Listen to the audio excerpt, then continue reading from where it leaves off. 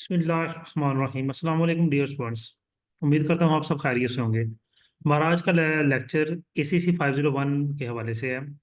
आज हम पढ़ेंगे average accounting return, AAR। Average accounting return basically simple सा फार्मूला है इसका कि हमारे पास जो नेट इनकम होती है हम उसको डिवाइड करते हैं।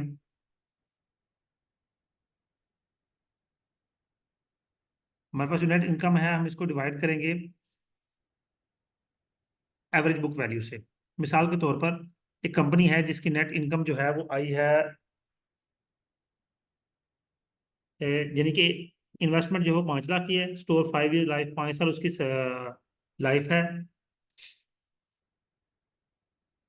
तो 1 लाख पर ईयर आ गया। एवरेज अकाउंटिंग रिटर्न में हमारे पास रेवेन्यूज था 4,33,333।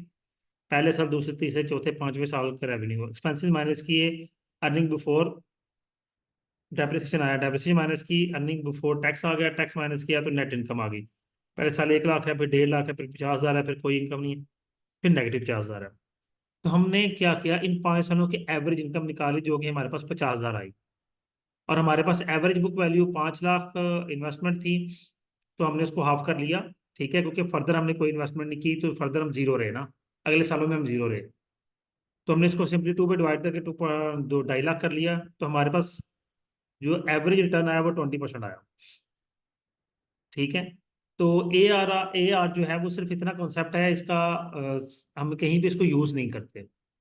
ठीक है। हाँ, internal rate of return. Internal rate of return, we try to find single rate of return that summarize the merits of project. IRR basically क्या होता है कि हम अक्सर रिटर्न जो है अप्लाई कर देते हैं, इंटरेस्ट रेट, मार्केट रेट, वो रेट जिस पर नेट प्रेजेंट वैल्यू हमारी जीरो हो जाए हम उसे इंटरनल रेट ऑफ रिटर्न कहते हैं।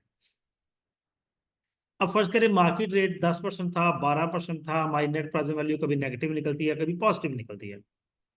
हमें ये देखना है कि नेट प्रेजेंट वैल्यू जहां पे जीरो आए जिस रेट पर, हमें वो हिट एंड ट्रायल मेथड से या इंटरपोलेशन मेथड से IRR फाइंड करना होता है। ठीक है, ये टर्म खुद ही अपने आप को एक्सप्लेन कर रही है। इंटरनल रेट ऑफ रिटर्न, जो रिटर्न्स हमें आए और अकॉर्डिंग टू द इन्वेस्टमेंट जो रेट हमारा निकलेगा उसको फाइंड आउट करके, यानी कि उसको कैलकुलेट करके उसके अंदर से जो रेट हम अखज करेंगे, that is the internal rate of return. अब अगली बात यह है कि internal rate of return sometime positive आता है, sometime sorry sometime market value से, मार्केट रेट से ज्यादा होगा, समटाइम मार्केट रेट से कम होगा। अगर तो internal rate of return market rate से ज्यादा है तो प्रोजेक्ट एक्सेप्टेबल है, मार्केट रेट से कम है तो प्रोजेक्ट रिजेक्टेड है। अब यहाँ पे वो फाइंड आउट कर रहा है, एनपीवी उसने कहा जीरो है हमारे पास। जो इन्वेस्टमेंट है 100 की, और हमारा प्रॉफिट है 110 का, तो 10 आ गया, तो 1/1 + i हम करेंगे इसको। तो हमारे पास जो रेट निकला वो 10% निकला।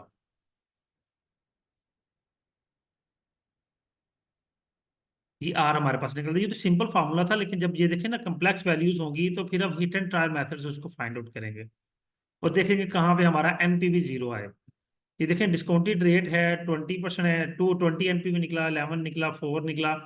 अब हमारा IRR 10 और 15 के दरमियान आएगा, तो हम उसको फाइंड आउट करने के लिए 10-15 के दरमियान कहाँ पे आएगा, ये तो उसने ग्राफिकली फाइंड आउट किया कि कहाँ पे वो उसको क्रॉस कर रहा है, तो वो हमारा रेट निकल आएगा।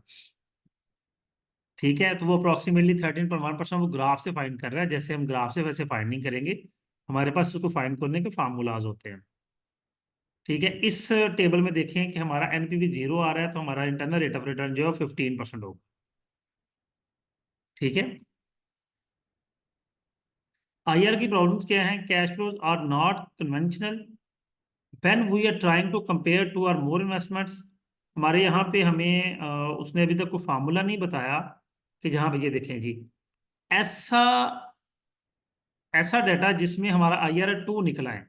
अब देखिए डाटा प्लॉट किया गया ग्राफ में, तो एक जगह हमारे पास जीरो वैल्यू पे एनपीवी जीरो हमारा 30% पे हो गया, 30 पे यानी कि 25% पे हो गया, और एक 33.1% पे हो गया, 33.3% पे।